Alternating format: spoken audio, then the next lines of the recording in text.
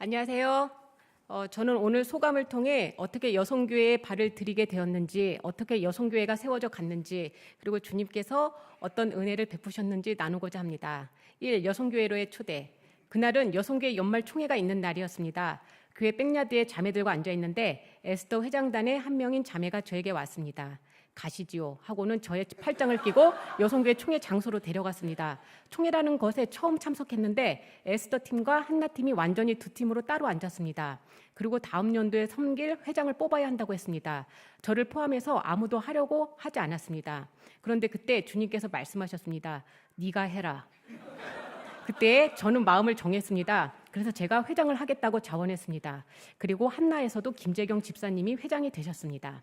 이렇게 해서 저는 여성교회 총회에 처음 참석한 날 에스더 회장이 되었고 그날 집에 와서 많이 울었습니다.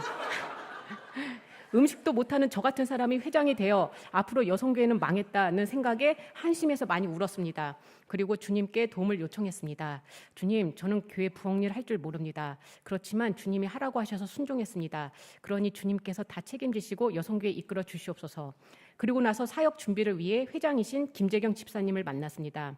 음식을 잘 못하는 저의 사정을 말씀드렸습니다. 그러자 김재경 집사님께서 아무것도 걱정하지 마. 나 한국에서 이런 거 많이 해봤어. 라고 말씀하시며 환하게 웃어주셨습니다.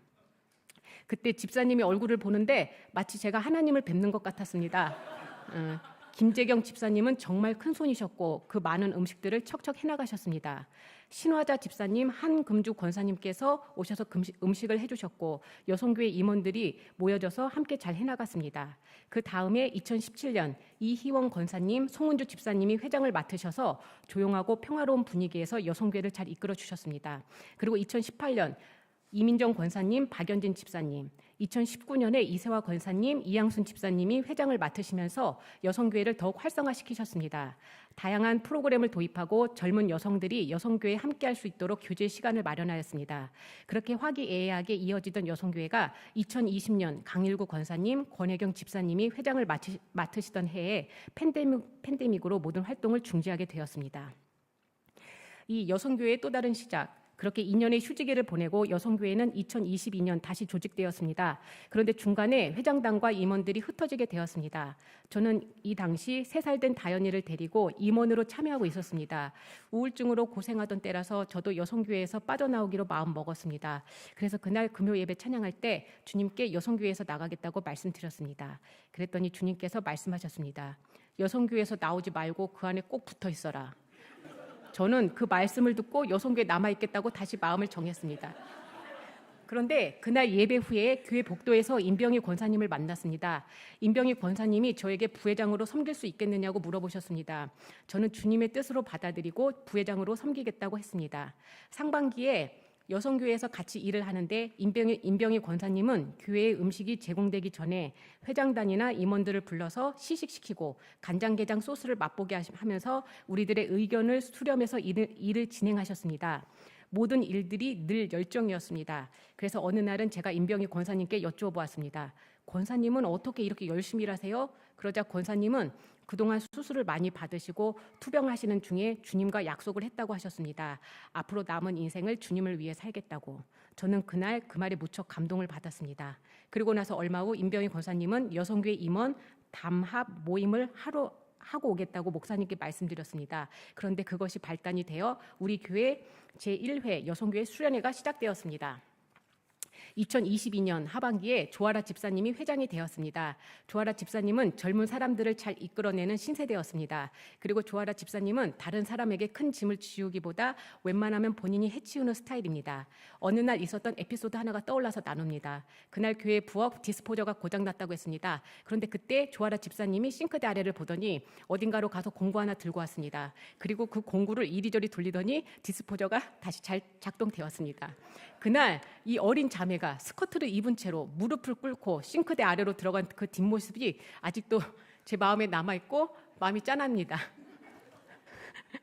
3. 우울증의 회복과 치유. 팬데믹 후에 여성교회가 다시 될 때 저는 우울증을 앓고 있어서 여성교회를 하기가 쉽지 않았습니다. 그런데 할 사람이 없다고 해서 어쩔 수 없이 여성교회에 동참하게 되었습니다. 그러던 중 이승은 집사님네 집에 가게 되었습니다. 저는 집사님에게 여성교회 리트릿 찬양 리더를 맡아달라고 부탁드렸습니다. 집사님은 출장이 있어서 어려울 것 같지만 그래도 함께 해주시겠다고 수락해 주셨습니다. 집사님은 여성교회 리트릿에서 찬양을 리드해주기 위해 캘리포니아 로켓 발사 프로젝트 진행 중에 남편을 두고 혼자 비행기를 타고 오셨습니다. 그렇게 해서 우리들은 함께하고 수련회 때 많은 은혜를 받게 되었습니다. 그 일을 계기로 집사님과 친해졌는데 집사님은 늘 만나면 안아주고 칭찬의 말을 해주셨습니다. 그것들이 얼마나 강력했는지 몇 번 만나지도 않았는데 3년 동안 앓았던 나의 우울증은 사라졌습니다. 사랑을 표현해준 집사님께 감사하고 또 우울증을 앓고 있는 중에서도 나를 여성교회로 이끄시고 사역과 사람을 통해 치유하시는 주님께 감사드립니다. 4. 끝맺는 말. 그동안 여성교회 활동을 통해 무엇보다도 성경의 원리에 대해 더 깨닫게 되었습니다. 각자가 가진 재능이 다르고 할 수 있는 역할들이 달랐습니다. 그러하기에 서로를 소중히 여기고 연합하는 것이 중요하다는 것을 매번 배워나가고 있습니다. 이번 연도 모토처럼 주님 안에서 사랑하며 함께 성장하는 여성교회가 될 수 있도록 기도해 주시고 함께 해주시길 원합니다. 그리고 대부분 아이들이 있는 가정이 많기에 여성교회 사역을 하는 데 있어서 남편들의 조력이 너무나 필요합니다.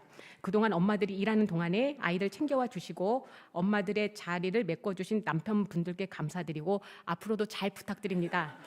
우리 모두 단점이 있고 부족한 사람들인데 그럼에도 불구하고 우리를 부르시고 주님의 일에 동참케 하시는 주님께 감사 찬양, 이 모든 영광 올려드립니다. 감사합니다.